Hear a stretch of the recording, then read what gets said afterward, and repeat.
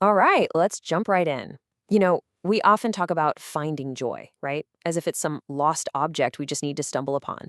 But what if that whole approach is wrong? Today, we're exploring a completely different way of looking at it. This idea that joy isn't something you find, it's something you build.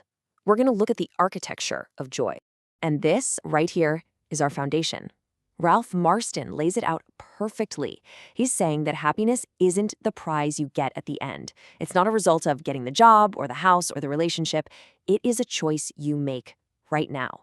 No one and nothing can just hand it to you. It has to come from you. Now, it's really easy to hear a quote like that and just brush it off as, a nice little saying, a platitude. But it's so much more than that. This is a radical transfer of power. It's about taking the source of your own happiness away from all the unpredictable stuff out there in the world and putting it right back in your own hands. And that, well, that's both incredibly freeing and, yeah, a little bit terrifying. Which brings us to our first section. Look, before you can build anything, you have to understand the blueprint, right? And when it comes to the architecture of joy, that blueprint is the choice itself. I love this. George Raveling takes Marston's idea and just sharpens it to this brilliant point. He completely removes misery as a valid option for your day. So the choice isn't between feeling good or feeling bad anymore. It's between good and great, happy or very happy. So here's the real power in that shift. This way of thinking assumes you've already bought into the core idea. The debate is over. We're not arguing anymore about whether happiness is a choice. We've accepted that. So now, the only negotiation left is just how much joy are you going to allow yourself to have today? This really puts the stakes in perspective. The great mythologist Joseph Campbell told us, if you're going to have a story, have a big one. So what about you? Are you building a small story? A story of just kind of getting by? Or are you going to be the architect of a big story, one that's full of deliberate, chosen joy? The beautiful thing is, you get to decide what to build. Okay, let's move on to the next part of our structure. A choice is one thing, but a choice without the energy to actually back it up, that's just a wish.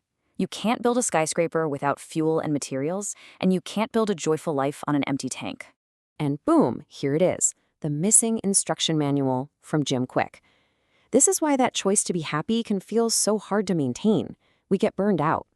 But Quick's insight is that it's often not because we're doing too much work. It's because we're doing too little of the things that actually fill us back up. We're undernourished. Just think about your average day. On one side of the ledger, you've got depletion, grinding through stuff you have to do, mindlessly scrolling on your phone, resenting your work.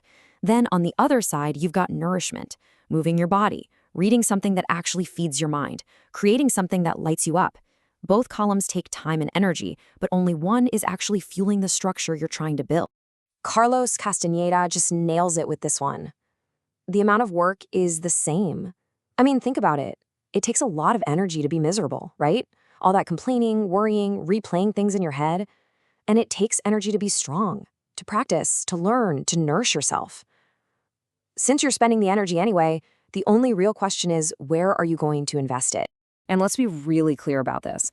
This isn't about ignoring pain or practicing some kind of toxic positivity where you just pretend bad things aren't happening. It's actually the complete opposite.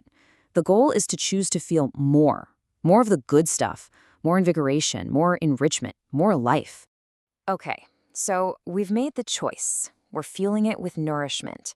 Now the stakes get even higher because the architecture you build for yourself, it becomes the home that other people live in too. You are always, always teaching the people around you. Austin Kleon puts this so beautifully and, yeah, a little terrifyingly.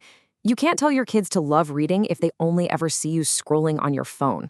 You can't tell them to be kind if they see you being harsh. See, they don't learn from your lectures. They learn from your life. They absorb what you are. And here is the subtle but devastating trap. Let's say you're doing all the right things, but you're running on empty. You're completely depleted. Well, your kids don't learn the virtue of what you're doing. They just learn that being a good person means being exhausted all the time. They learn that duty is a kind of martyrdom, and they'll either grow up to reject that or repeat that same draining pattern themselves. So the goal isn't just to teach a specific skill, it's to model sustainable excellence. Think about a veteran pitcher like Andy Pettitte. He didn't just teach the rookies how to throw a certain pitch, he modeled a whole way of being, a process that allowed him to thrive for years. His practice nourished him, and that's what made others want to learn from him. It's attractive, it's inspiring. This leads us right into our final section, the practical nuts and bolts daily work. You can build the most amazing building in the world, but if you don't maintain it, it'll fall apart. So how do we maintain this architecture of joy? We start with this classic piece of wisdom. You can't wait until you're in the middle of a crisis to decide you're going to be resilient. You can't wait until you're parched to start looking for water. The real work has to be done before you need it. It's a daily, consistent, deliberate practice. So what exactly is this well we're talking about?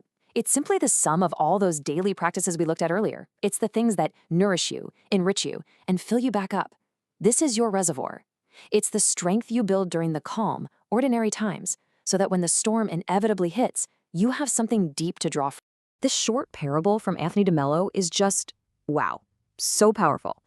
It teaches that real strength, real support, doesn't create dependency. It creates independence. This whole process is about learning to stand on your own 2 feet, to draw water from your own well, not to be constantly leaning on someone or something else for your own happiness. And this idea of self-reliance isn't just some philosophical concept. It has a real physical parallel. The legendary strength coach Dan John has this standard for what he calls universal strength. Can you lift your own body weight over your head, just once? Think of that as a physical metaphor for what we're talking about here, developing the raw capacity to handle your own weight, to be truly self-reliant. So how do we actually cultivate these nourishing practices? Well, this framework from the classic book, The Magic of Thinking Big, is a perfect roadmap. You can apply it to every idea we've talked about. Write down what nourishes you. Look at that list regularly. Think about it, connect it to other ideas, and then polish it until you've basically sold yourself on it, until it's just an automatic part of who you are. So there it is, the final blueprint for our architecture of joy. It's this simple. Stand on your own 2 feet. Make that radical choice to be very happy. Fuel that choice by doing what nourishes you. Embody the things you want to teach others. Dig your well every single day. And maybe most importantly, don't get stuck overthinking it. Just start.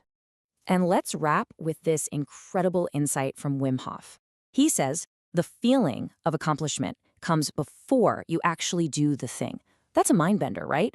You build that internal state first. You choose joy, you fill your well, and then, when the moment to perform arrives, you're already ready. So I'll leave you with this. Your life is always speaking. Through your actions, through your energy, through the very structure you're building day in and day out, you're communicating something to the world. So the only question left is, what's the good word?